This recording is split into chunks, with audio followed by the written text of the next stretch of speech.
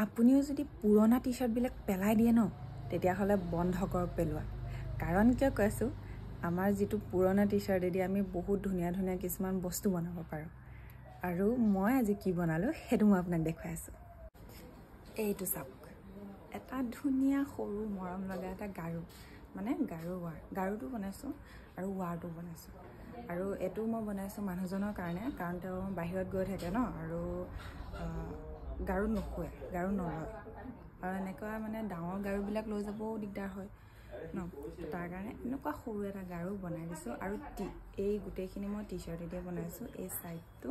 আৰু এইটো আৰু এই গাৰুটো যে মই তেওঁৰ কাৰণে বনাইছো তেওঁ নেজানে গতিকে তেওঁ কি চাও কিনো কৰে ন ওলা মই তোমালে বস্তু এটা আনিছো কি বস্তু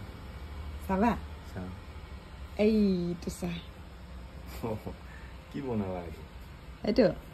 তুমি গাৰু নখুৱা যে ডাঙৰ গাৰু সেইকাৰণে স্পৰ্টিংটো নহয় আচ্ছা তুমি যে পিন্ধি ভাল পা যে স্পৰ্টিংটো যে এইটো তোমাৰ ধুনীয়াকে গাৰু বনাই দিছো তুমি এটা খুবলে ভাল পাবা ভাল লাগিছে থ্যাংক ইউ ভাল লাগিছে ভাল লাগিছে মনে মনে তুমি তাকে কৈ আছিলা লোৱা ধুনীয়া লাগিছে কৈ দে বেগত ভাই লৈ যাম দে